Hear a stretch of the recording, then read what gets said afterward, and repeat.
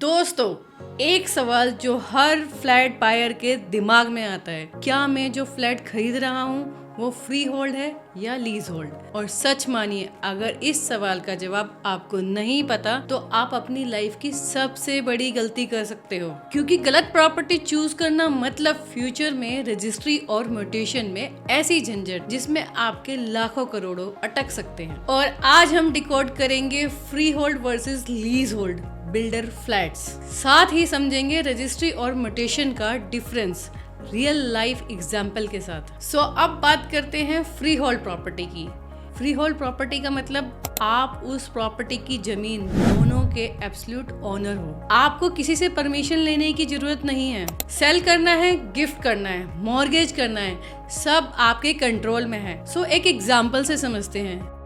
दिल्ली में डीडीए ने कई कॉलोनियों को लीज होल्ड से फ्री होल्ड में कन्वर्ट किया। रिजल्ट, वहां प्राइस 30 to 40% तक तुरंत बढ़ गया, क्योंकि बायर को सिक्योरिटी मिल गई। अब प्रॉपर्टी उनकी कंप्लीट ओनरशिप में है। अब बात करते हैं लीज होल्ड प्रॉपर्टी क्या है। इसका मतलब है कि आप फ्लैट के ओनर हो पर जमीन आपकी नहीं। जमीन प्रॉपर्टी की होती है, जैसे Noida authority, greater Noida authority. Usually आपको 90 इयर्स या 99 इयर्स या जितना भी लीज पीरियड डिसाइड हुआ है उतना टाइम के लिए ऑनरशिप मिलती है। रजिस्ट्री के टाइम पे क्लियरली लिखा होता है कि प्रॉपर्टी लीज होल्ड है। सो एग्जाम्पल से समझते हैं।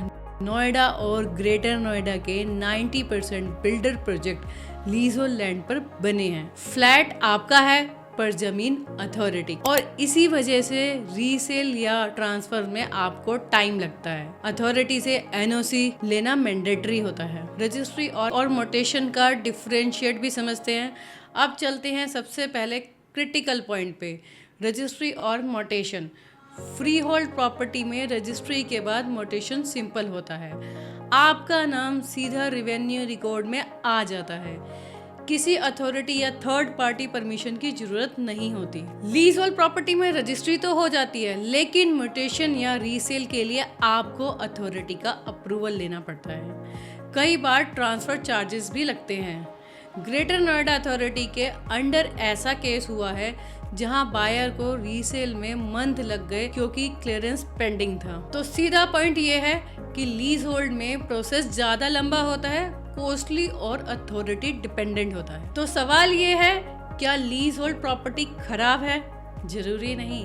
अगर आप इन्वेस्टमेंट शॉर्ट टर्म या मीडियम टर्म के लिए कर रहे हो तो लीज होल्ड प्रोजेक्ट आपको गुड एप्रिसिएशन और अफोर्डेबिलिटी देता है। लेकिन अगर आपको लॉन्ग टर्म ओनरशिप और हसल फ्री म्यूटेशन चाहिए तो फ्री होल्ड ही बेस्ट ऑप्शन है। और ध्यान रहे, इस बार अथॉरिटी लीज होल्ड कॉलोनीज को फ्री होल्ड में कन्वर्ट भी कर देती है, जैसे दिल्ली में डीडीए में हुआ था, और उसके बाद property value instantly shoot up कर गए। तो डिफरेंस क्लियर है।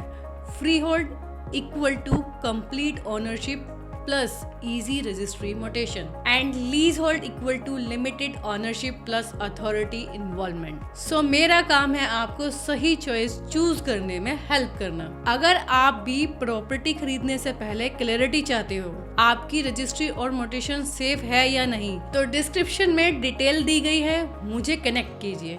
क्योंकि याद रखिए, प्रॉपर्टी सिर्फ दीवारें नहीं होती, ये आपकी लेगेसी होती है, और राइट लेगेसी बनाने के लिए राइट इन्फॉर्मेशन होना सबसे जरूरी है। और अगर आपको ये ब्रेकडाउन पसंद आया हो तो लाइक करें, चैनल सब्सक्राइब करें, और ऐसे ही और फ्यूचर फोकस वीडियो के लिए जुड़े रहिए।